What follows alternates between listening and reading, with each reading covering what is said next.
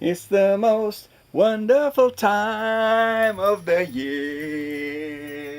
That's right. Welcome back to another year-end video. Today we're celebrating the top 5. Hi, doggo. Hi, Daisy. So today we have not downloaded the electricity yet, but we will, and we're gonna do the top 5 DLCs of 2024. Woo! Starting off with our naughty and nice list here. But does it say honorable mentions? Okay. Well, I was gonna shout out if I hadn't played enough. Spider-Man, Marvel Spider-Man for the PS4 with their new game plus or whatever, which technically isn't DLC. Although actually that had some DLCs, but I played them the year before. No, but New Game Plus, whether or not that's DLC, it would have been an emergency number 5, but thankfully it doesn't need to be. And why wouldn't you want to play that great game again? And, okay. Astro's Playroom, and throwing a screenshot or two here.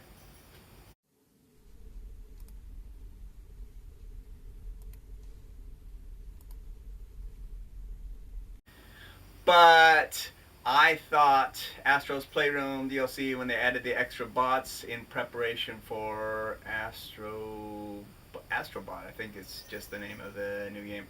But I thought it was very annoying. You had to go through, you had to find the bots, all so you could unlock them before the next game, and it was just annoying having to go back and do trophies for a game I had already got 100% on. And I'm sure some people enjoyed it, but hey, I didn't. What I did enjoy, boom, is the DLC for Stellar Blade here, coming in at DLC number 5. And what can I say? They shocked us with the summer update and the beach resort there in, I think it's the Great Desert.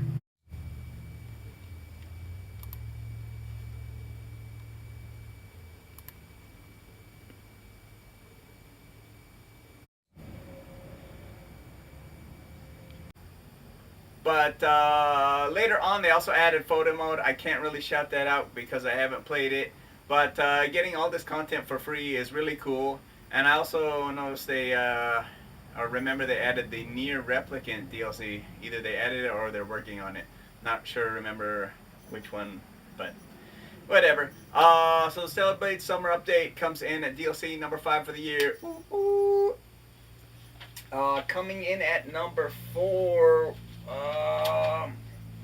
And it's represented by the Xbox version here, Shredder's Revenge, in a, this is the limited run, cool blister pack marketing. But Teenage Mutant Ninja Turtles Shredder's Revenge Dimension Shell Shock DLC gets my shout out as the number 4 DLC of the year. And I guess I'll show some screenshots here too.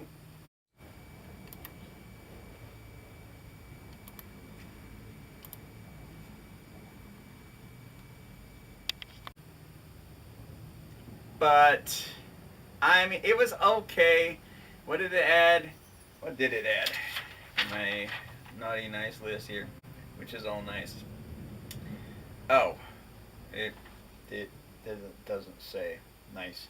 Okay, well, I think it added Usagi Yojimbo and Karai, as well as sort of like an endless horde mode. All 3 of which, or none of which, I could actually really care for. But it's cool that they added stuff. And then I got to play with friends at one of my game nights, so that's why it's actually worthy of this list. But what else did they add? They added even more DLC with the Radical Reptiles. So there's Mona Lisa and Mondo Gecko. And again, I don't really care about it. And it's kind of scummy that they released the original game and then the DLC and a complete version of that game with the DLC. And then they added more DLC and are selling a 3rd retail copy of that game. So if you want all of it on disc or on the Switch cart, you're gonna have to buy the very final version, which may or may not be the final version, but hopefully it finally is. But yeah, it's just releasing them in drips is really not cool. The DLC itself was okay. It gets number 3, but again, I was playing with friends, and that's why. So if I weren't playing with friends, it might be a little bit lower on this list. But hey, what can you do? Note that that is paid content, whereas Stellar Blades was free, not including the Nier Replicant, which we're not talking about. Moving in at number 3. That's right. It's the search for the legendary crown here in the special episode.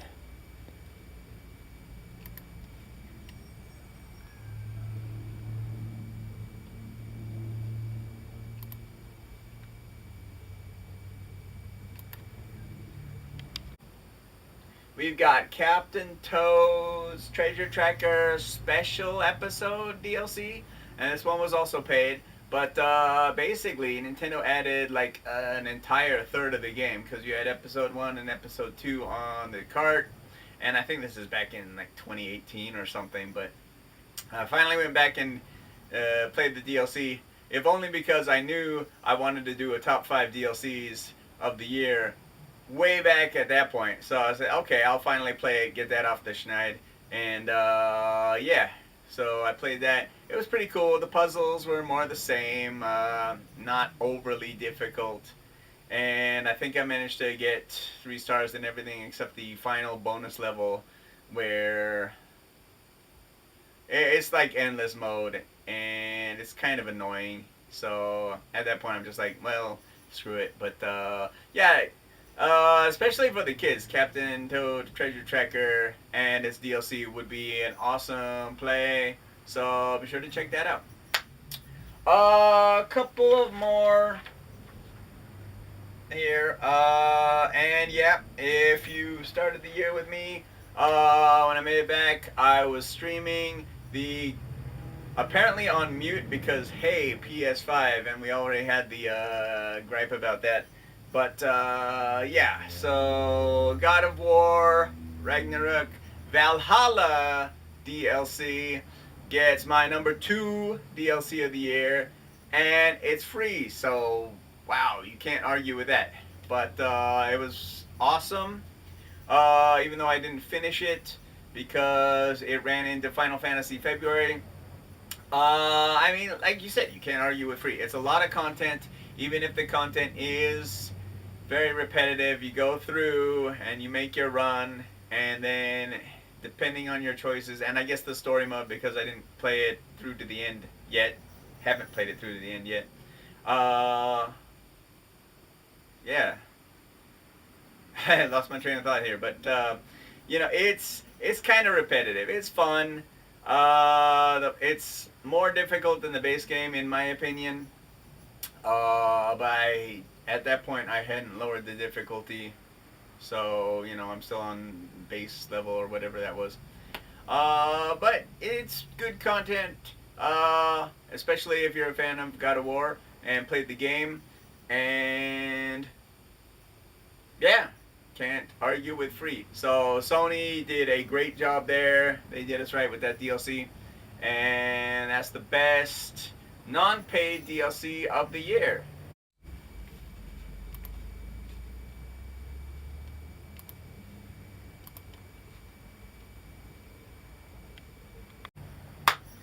Okay, so drum roll. Without further ado, the number 1 DLC I played in 2024 is on this bad boy here. We've got the Hidden Treasure of Area Zero DLC for Pokemon Violet and Pokemon Scarlet. And like I said at launch, Pokemon Violet and Scarlet are both the best Pokemon games ever and the worst Pokemon games ever. But they seem to have fixed some of their issues, and the DLC is fantastic. The story is amazing, especially for a Pokemon game, although I think I said that for the original release. But they fleshed that out even more.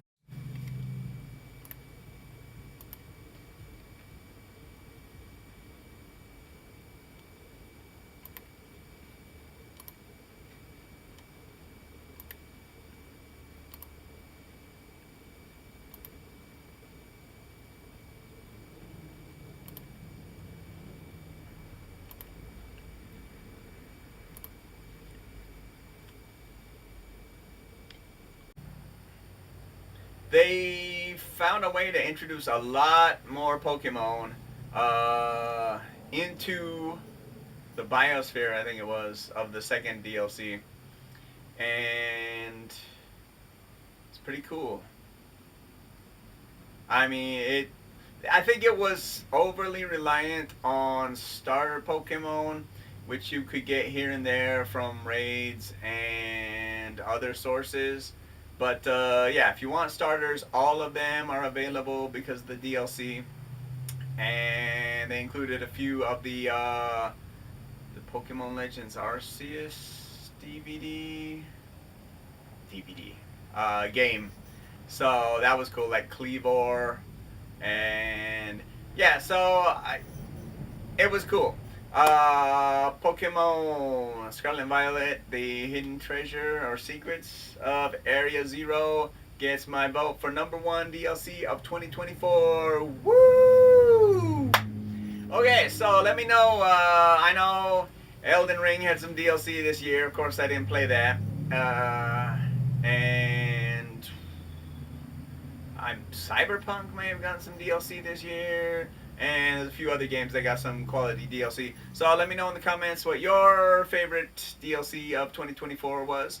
And we'll be back next time with the lights on, hopefully. We'll download that power and discuss the top 10, maybe, retro games I've played in 2024. So until next time, thanks for watching and keep dancing.